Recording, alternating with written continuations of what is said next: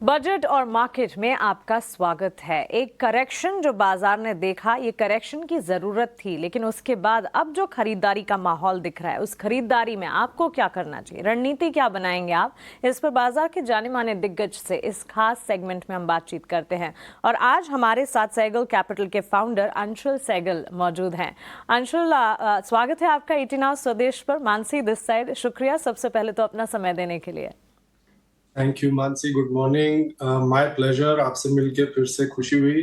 Glad to be with you. Good morning Anshul, thank you so much for that. आप budget के दिन भी हमारे साथ थे और अब टुवर्ड्स वीक एंड शुक्रवार के सेशन में एक और इम्पॉर्टेंट इवेंट, क्रेडिट पॉलिसी, जिसका सभी को इंतजार है। अंशुल, यू एडवोकेट एंड आपने कह सकते कि सही सुर में कहा था कि करेक्शन जो है एंट्री अपॉर्चुनिटी है लोगों के लिए, और ये करेक्शन जरूरी था। लेकिन यहाँ से अब जो दौर वापस से बाजार में खरीदारी का लौट रहा है, कितना सस्टेनेबल लगता है, कितना कन्विक्शन इस दौर में, और ऐसे में मार्केट पार्टिसिपेंट्स को रणनीति क्या बनानी चाहिए? मानसी, पिछले 3 से 4 साल में जिस तरह की तेजी आई है मार्केट में, उसके बाद ये सोचना कि यहाँ से अगले साल में भी वैसी ही तेजी होगी, वो थोड़ा सा मिस इन्फॉर्म्ड होगा कोई इन्वेस्टर अगर वो ऐसा सोचेगा। तो ये टाइम ऐसा है जिसके अंदर आपको स्टॉक स्पेसिफिक अपॉर्चुनिटीज मिलेंगी यहाँ से अगले साल में, लेकिन उस तरह का ऑल इन जैसे सारे स्टॉक्स ऊपर जा रहे हैं वो नहीं होगा। तो इसमें दो स्ट्रेटजीज किसी भी इन्वेस्टर को फॉलो करनी पड़ेगी। पहली चीज, अपना जो पैसा बना है पिछले 2-3 साल में उसको प्रोटेक्ट करें, और दूसरी चीज कि स्टॉक स्पेसिफिक डीप रिसर्च के बाद अपॉर्चुनिटीज ढूंढें।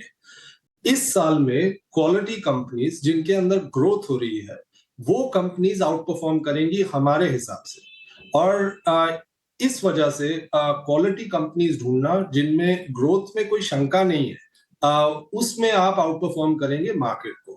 तो अगर तो आप ये कर सकते हैं तो मार्केट के अंदर अपॉर्चुनिटीज ढूंढिए।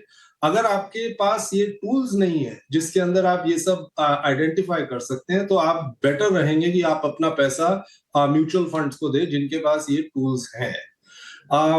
दूसरी चीज जो आपने पूछी कि फ्राइडे को end of the week monetary policy आने वाली है।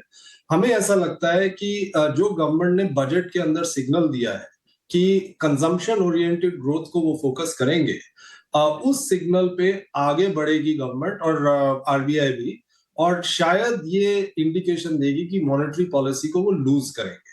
तो इन दोनों चीजों को देखा जाए तो मार्केट में मोर और लेस जो वॉलेटिलिटी है वो हो चुकी है, थोड़ी बहुत थ्रू द ईयर चलती रहेगी, लेकिन काफी कुछ वॉलेटिलिटी हो चुकी है इस समय के लिए।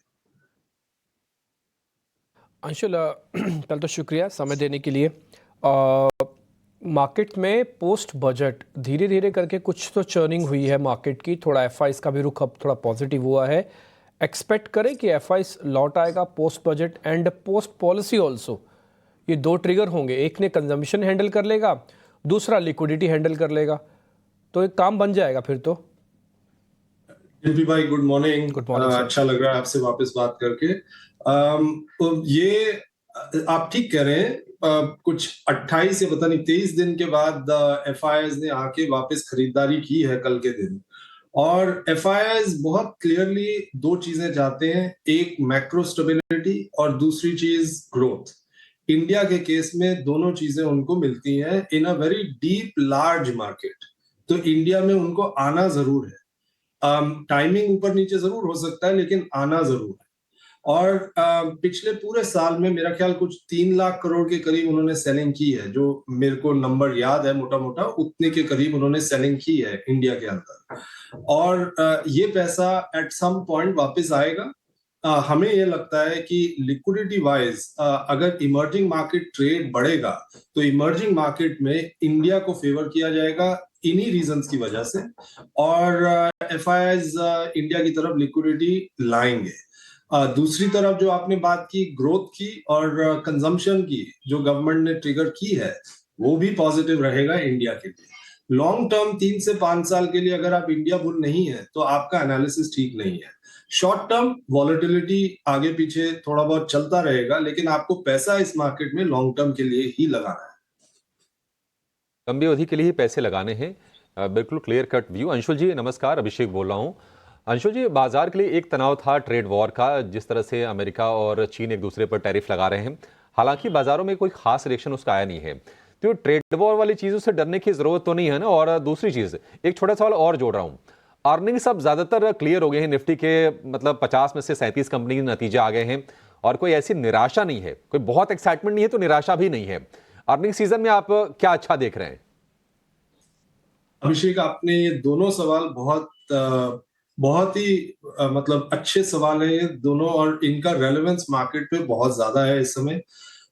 अगर आप ट्रेड वॉर की बात करें तो ट्रेड वॉर में हुआ क्या है अभी तक, अपने जो एलाइज हैं उन पे ट्रेड टैरिफ्स लगे हैं। मतलब आप एक तरफ कनाडा देख लीजिए, दूसरी तरफ मेक्सिको देख लीजिए, उन पे टैरिफ्स लगे हैं, और दूसरी तरफ चाइना पे लगे। अब आप अगर इसको लॉजिकली सोचें तो इसका बेनिफिशियरी कौन हो सकता है?